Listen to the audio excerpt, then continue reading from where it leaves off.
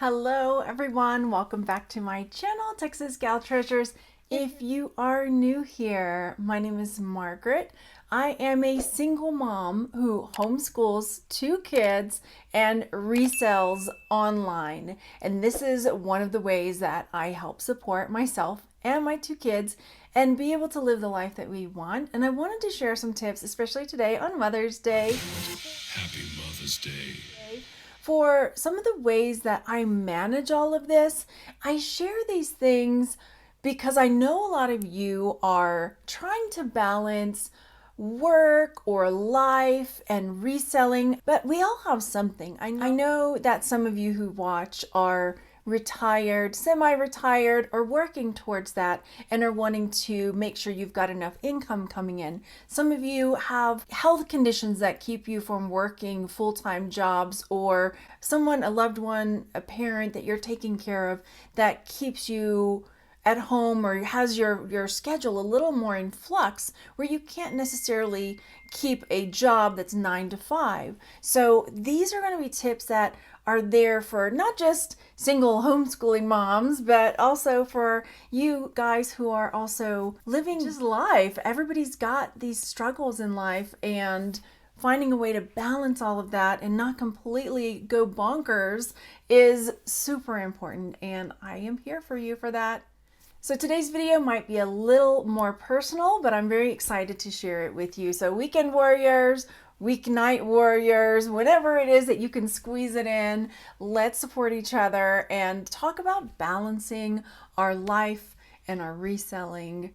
Let's do it. Whether you're managing an online store, trying to provide an education for your kids or care for your family, or just looking to squeeze in a little bit more out of your day, I've gathered 5 essential tips that keep me sane and successful. And trust me, if I can do it, so can you. We're going to dive into setting realistic goals, managing our precious time, and even turning some of these things into great learning experiences for your kids, if that's part of the life you're living. Plus, I will share some of my strategies for self-care, because taking care of ourselves is truly one of the ways that keeps everything running smoothly. So let's get comfy, let's get started. And if you haven't already, hit that subscribe button. It means so much to me that you're here and that we're here to support each other. One of the big things I had to learn was setting realistic goals. This is something that was really challenging for me. I was diagnosed with ADHD as an adult, which now looking back was pretty obvious that I was pretty ping-pongy all over the place. And it was very hard for me to set goals because the way my brain worked was, if I saw things that needed to happen, say in the day, in the week, in the year, I could not make a list of and prioritize that. There's what's it called? Oops, the train has left the station. That executive function, that being able to chunk things and know what's important and what comes first, and that things are going to take time. I would see that list and my brain would automatically think, oh my gosh, how am I going to get this done right now?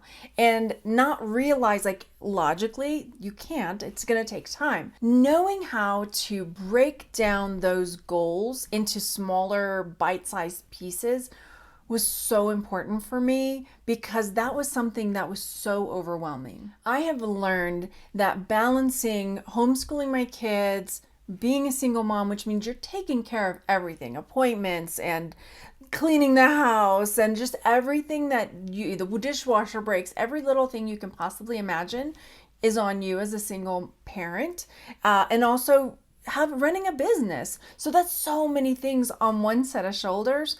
So being able to break things down and to set realistic goals really makes things more manageable. So I know if there's a day where I've got a whole lot of homeschool heavy stuff, that if I can get 5 listings done, or if I can edit a part of a video or just make a thumbnail, then that is something that I can check off as a success.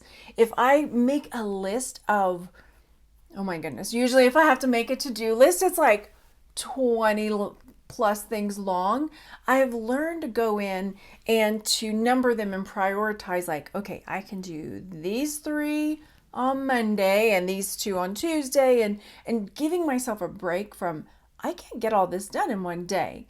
Just being able to have a little grace with myself with those goals. I would love to hear from you along this whole video, but what are some tips that you have for setting realistic goals for yourself?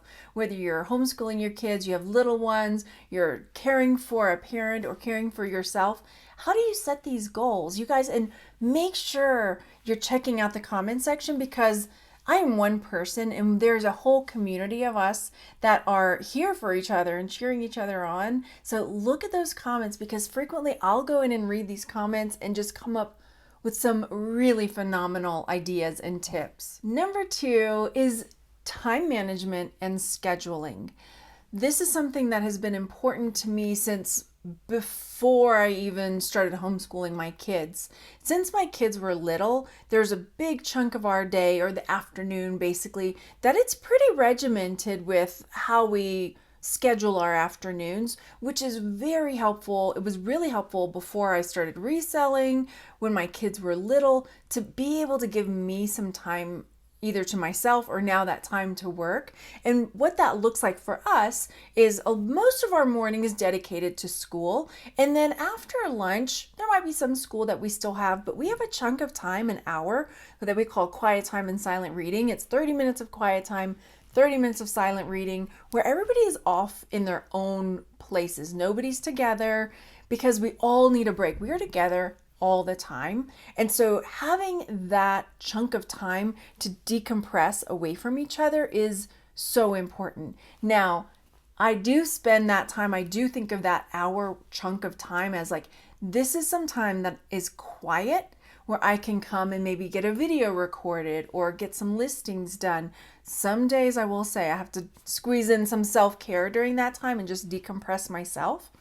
But being able to have that chunk of time is so important. Having that kind of routine where everybody in the house knows, like, this, and this, and then this, and then this. So there's no question about, what do I need to do? What do I have to do now? What do I do next? Everybody knows. It might seem really regimented, but there's some flexibility to it, but it has saved us so many times when, we get off of schedule, but they know, right? When it's time, like, okay, we're getting back on schedule. Everybody knows the drill. We're right back to lunch and quiet time, silent reading, chores, video game time. And then afternoon, it's like, okay, well, now it's time to start getting ready for dinner. Now it's time, and everybody knows the drill, and it makes it so much easier. So that might look a little different for you if you've got a kid or a parent that you're taking to therapies, or you've got some different appointments for yourself. So you can look at your week and your schedules and know, like, oh, this is a chunk of time that I know my kid's going to be in for this hour and a half. So I can manage that time for myself by plugging in these things. So for me, I make sure, like, during those, like I said, quiet time, silent reading things, like, I know basically what I'm going to be doing during that stretch of time. I know that after that point, when the kids have lights out, that's going to be another chunk of time when I can get work done. There are days when they have events, and sometimes I have to sequester myself away from some of the other homeschooling moms. As much as I want community, there are days where I'm like, I just need to talk to another grown-up today. But there are days where I just have to, like, almost put up a sign that says, oh, I'm working. Or if we're at the library, I can get a study room and I just go in by myself and just plug away at getting work done, because that's part of the responsibility that I have to make sure I get that done. I would like to hear from you once again. How do you manage that? Like, how do you juggle your time management and your schedule so that you don't feel like you're just, when I say this, but I always say, I feel this way, like you're spinning all of these plates and just trying to keep everything from falling down. That's basically what it feels like all the time. But sometimes those plates start wobbling and you start feeling, I can't make it. But when you've got your plates all spinning and you're like, okay, I'm on top of this. This feels really good. I'm good. Everything's good. What are some of the tips that you have that you can share for time management and scheduling and getting everything all worked out. The third tip is to involve your kids or your family member. I know for myself, my kids are teenagers, so there are things that they can do to help me.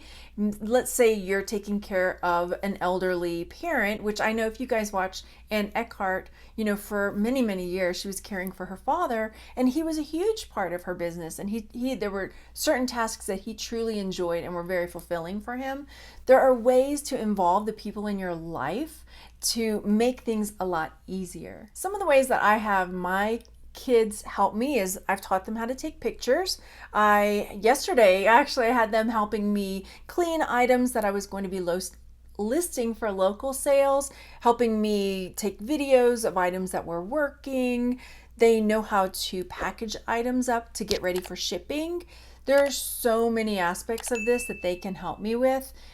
I sometimes will pay them to help me because sometimes I get super overwhelmed, or if they're trying to earn some extra money, then I will pay them yesterday's activities and the ones that are coming up today. I told them for Mother's Day, this is what I want.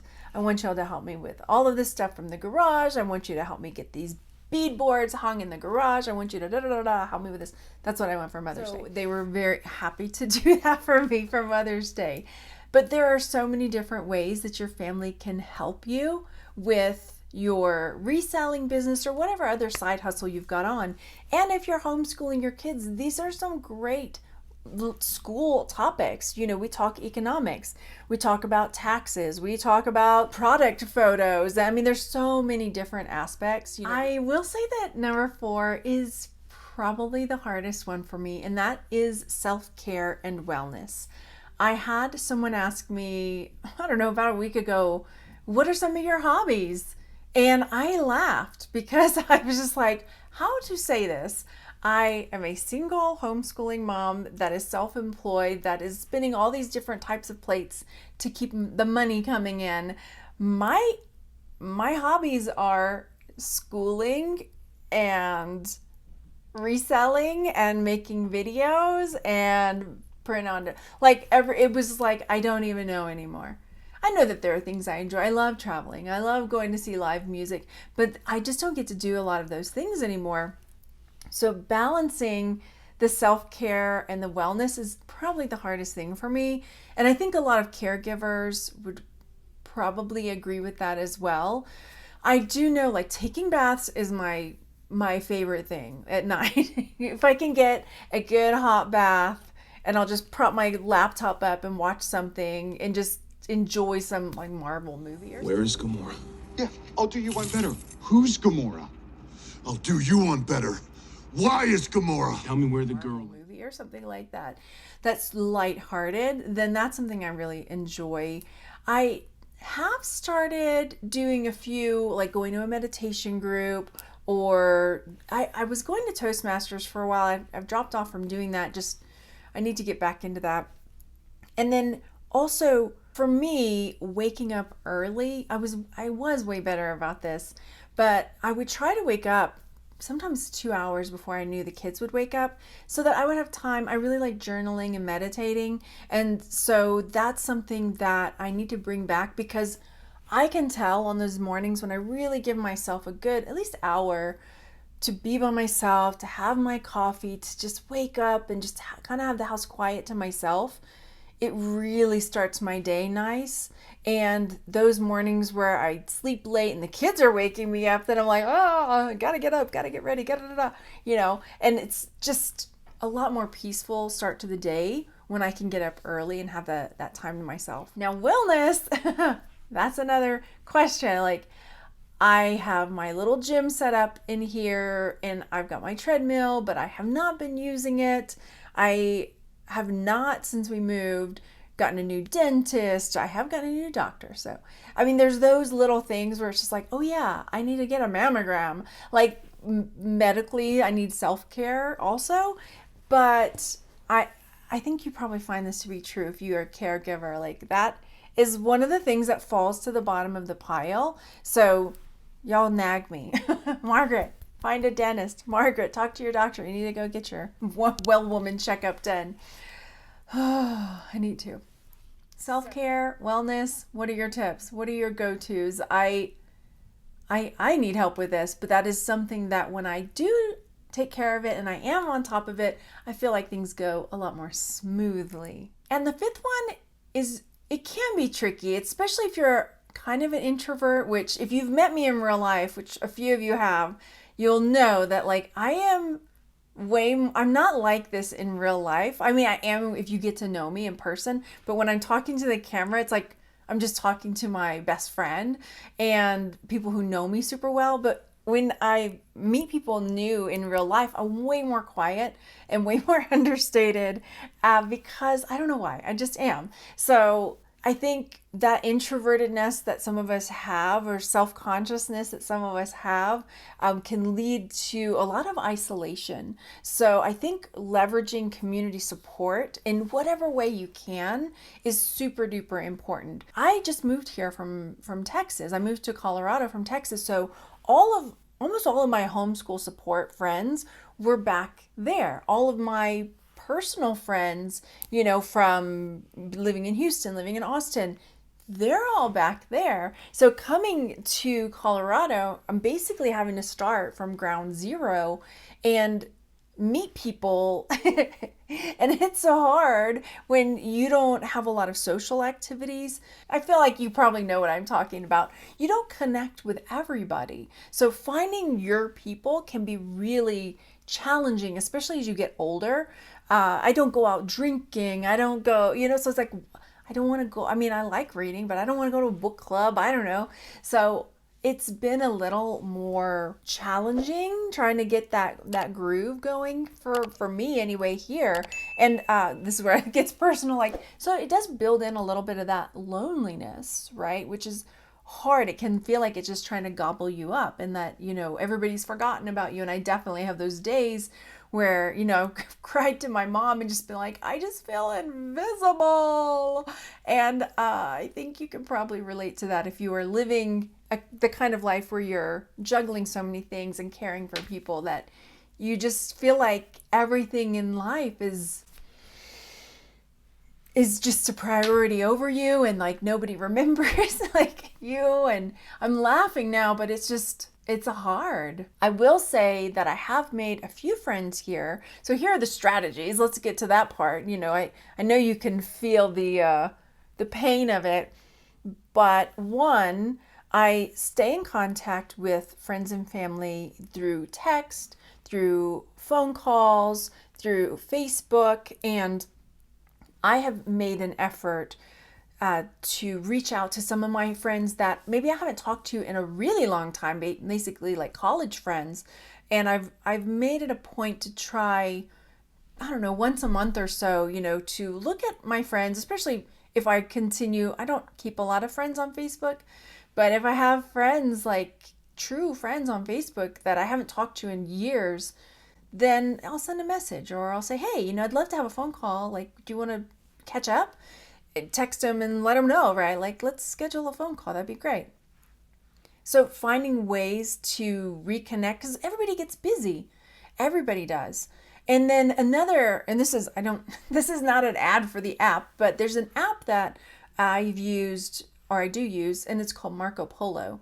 And basically it's like a video recording. It's like texting, but you're recording a little video clip to your friend, and then they watch it when they can, and then they record one back to you, and then you can watch it when you can. And it's like back and forth, Marco Polo, little video. So you're getting to hear your friend's voice, see their face, all the kinds of things going on in their life, and listen to that friendly voice and then respond back. So it's been such a lifesaver. There's two friends that I Marco Polo back with almost every day because both of them homeschool, both of them, have got so many things going on in their lives.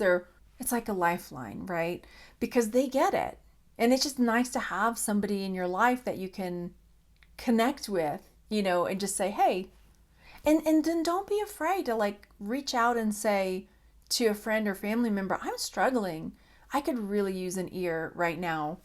I would love to hear from you about other ways that you find community support, whether friends, family, or just in your local community. I would love to hear your input and your insights as far as that goes, because those are my ideas and what I do. And I would love to know what ways you stay connected as well. Those were the 5 tips. If you have any other things that you can think of that would make life easier for people that are trying to juggle all these different aspects of life, I would love to hear it. And I know that the rest of my viewers, that sounds so like, okay. I know that the rest of our friends on the channel would love to read them too. And I look forward to seeing what you have to say. And I hope you have a really great, I know today's Mother's Day, but if you're watching this not Mother's Day, I hope you have a really great day. And if you need a hug, here it is. Ready? Coming in. Hugs for you. And I'll see you on the next video. Thanks for hanging out. Bye.